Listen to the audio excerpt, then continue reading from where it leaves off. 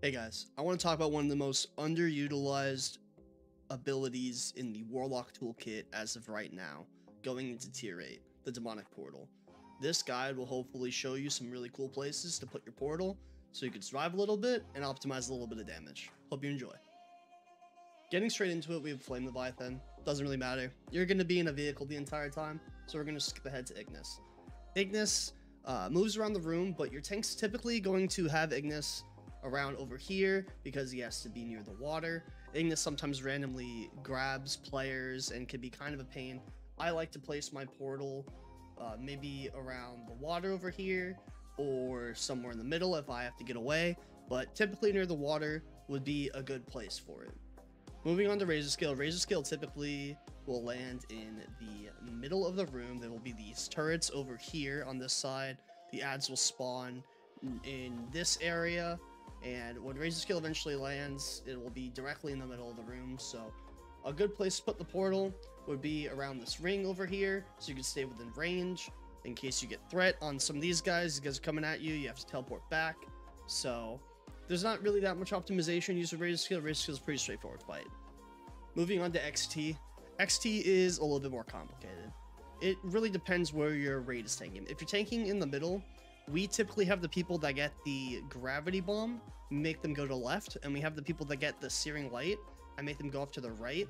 There's usually like a stack of pets in the melee. Let's just put these here, for example, little rogues. Little rogues are the pets. We have the pets over here, and we have our melee stacked on the other side. So we have our searing light, people go off to the right, and I like to put my demonic portal over in this area so I can quickly get the searing light out of my party. In the beginning of the fight, XT kind of pats around, moving between these two piles, and if your tank's about to pull and it's over here, you can run in without pulling the boss and drop the portal for your searing light, or over here you could run over here and drop it for searing light, depending where the boss is going to be and where your guild drops searing light. I would definitely put it over there because this prevents the most damage to the raid and it makes you look like a massive gamer and your guild will appreciate you. Moving into Assembly of Iron, there's one really good use of your demonic portal that I want to talk about, and it's going to be wherever Rune Master Molgine typically is. He drops the rune on the floor, where's the Rune of Power, and wherever the Rune of Power gets dropped will be a great place to drop your portal in phase 2. In phase 1 you could do it, but since if you're doing hard mode, you're typically killing the small guy first. Your tank will be kiting the small guy and the medium guy out of the Rune of Power, but when this guy finally dies and you're in phase 2, you're gonna have the death runes that could drop. So wherever the Rune Master drops the second Rune of Power, it will be the time where the first death rune can be cast. And that'll have a large radius in the room.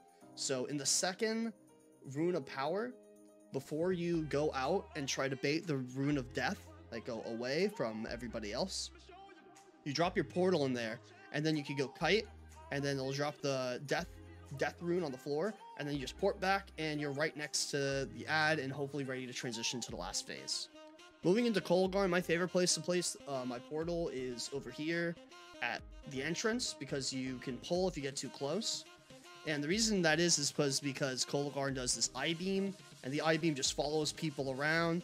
So if you're, for example, a little bit into melee area because you moved in and you're seeding the little rubbles that came up, and the I-beam starts to occur and is bzzz, heading towards you, you can port back and still be able to keep DPSing or hitting Kologarn and his limbs. Moving into Auriaya. Auriaya, it kind of depends on how your raid does it, but for Auriaya, we typically have the main tank, whoever it is, stand on one side, and then the rest of the raid stand directly behind. And whenever the boss is doing the Sonic Screech ability, which kind of is a big AoE cone that people need to soak, the tank will move over to the other side and everybody will soak together, and then the tank will move back out so people can hit from behind. And since we're stacked like this is a great place to drop a portal right here in the stack, because Auriaya does a Screech ability, which fears, and you don't always have Shaman to have a tremor for you, so she does the fear. She fears you out for 4, 3, 2, 1, boom, port, and you're back at it immediately. This is a very good spot to drop a portal. For Hodir, you could get kind of close to Hodir without kind of activating the fight. So I like to drop my port in the middle of the mobs. There's like 8 or 9 of these kind of frozen guys in the beginning, and you can put it pretty close because typically our tank likes to kite Kologarn, or I mean Hodir, sorry, into the corner to drag the mobs a little bit closer.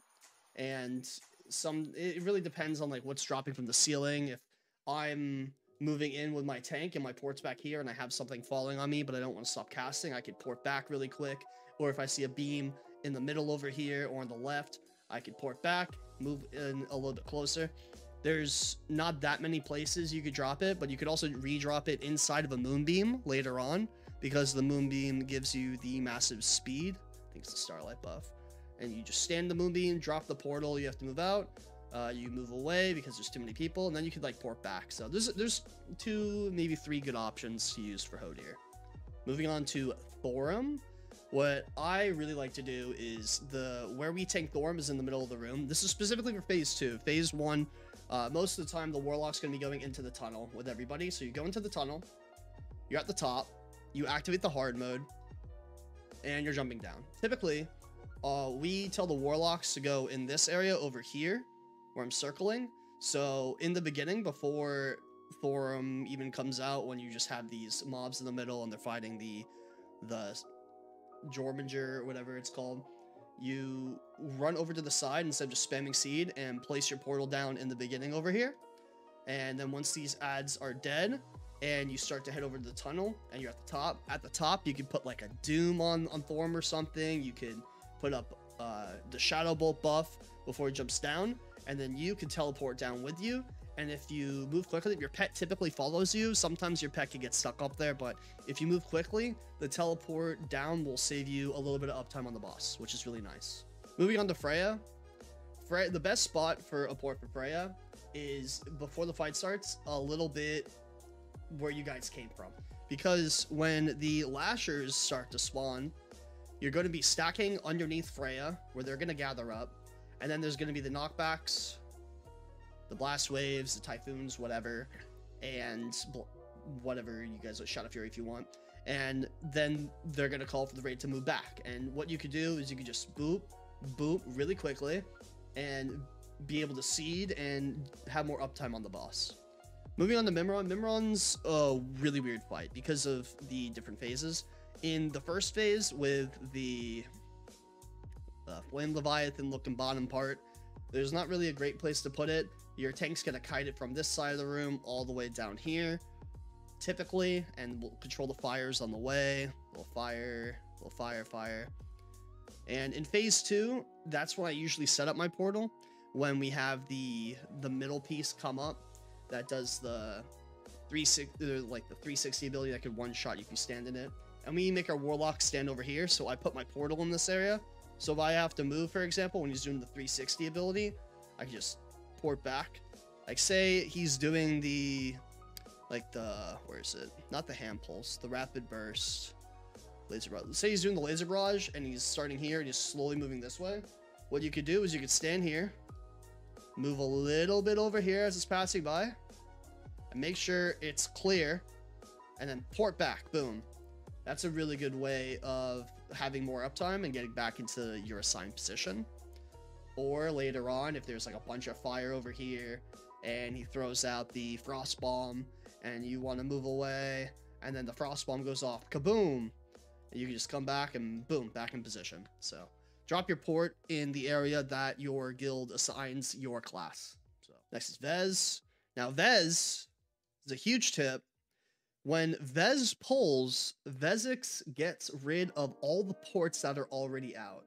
And depending on the strategy your guild uses, there could be a right group and a left group that have 2 different Shadow Crash areas. Or you could have one Shadow Crash with 2 groups standing side to side. Now, in reality, that doesn't matter, because at the start of the fight, on the pole, your port will disappear if you have a pre-drop. So instead of getting a precast on the boss, you will stand back here and drop your port. And then you will move up with whatever group you're assigned with on the left side or the right side, or in group 1 or group 2. And you'll stand there. And when you get the Mark of the Faceless ability, this heals the boss significantly. In some of our attempts, it did over 10 million healing. So when you get this ability, you will port back here. And then you obviously lose your uptime on the boss, but you don't really have a choice because you'll heal the boss otherwise. So you port back here, wait until this buff is gone, and then move back in. But this is a great spot for your port for the Mark of the Faceless purposes. Moving on to Yogg, there are a few places you can drop your port. In the beginning, when you have the just Sarah and the little lads kind of running around, the little immortal guardians, I kind of just like to drop it at the entrance when we're moving in, because sometimes when you're moving around the circle, trying to avoid the clouds, well, there's a lot of abilities here. When you're trying to avoid the clouds, I don't see a mark for them. Deafening Roar, Squeeze. Oh my god. Alright, let's use Death Ray for the clouds. Where are they? Oh my god. I guess there's no clouds. Okay. We're just gonna use the Death Ray. When there's the clouds like all over the room floating around, sometimes you're moving with a group and you might be like just going in on one of the guardians, don't see it coming, you could boop port and kind of save yourself the embarrassment of walking into a cloud. And in the later phases, you could just keep a port here. It's not that big of a deal because there's going to be the tentacles that are spawning all over the room, and sometimes you'll have like a constrictor tentacle here and a corruptor tentacle here and a crusher tentacle like over here, and you'll be hitting this one and then this dies, and then you can just port and then put some uptime on these. So this beginning area is a great place to keep a port for almost the entire fight. Last fight, Mr. Algalon. You pull Algalon in the middle, like your tank hits it, and then it does a little bit of RP. So the first pull, I like to put my port right here in the smack dab middle, because there's a lot of just stuff all over the floor. There's black holes, and there's just cosmic smashes, and sometimes your tank will move it like over here, and then you'll just have a cosmic smash underneath you, and you'll not want to stop casting because your haunt will fall off, and then boop, you can just port in the middle and have a good area of view to see the entire room. So definitely this middle area is the prime place, but make sure you double check before you port, because during the cosmic smash, say you're on top of a cosmic smash, there could just be one where your port is, and you can port, and then you just die anyway because you don't look before you port. Look before you port. Hey guys, thanks for making it this far into the video. I think the Warlock portal is a super underutilized resource right now, being used on fights only like Thaddeus or Obsidian Sanctum at the moment. But if you could find it in your heart to port over to the like and subscribe button, I would really appreciate that. Going to Ulduar, I hope with the knowledge that you gain from this, you'll be able to drop ports in the best way possible. And if you have cool places that you learn to drop ports, I'd love to hear in the comments below. I hope to catch you next vid. Peace.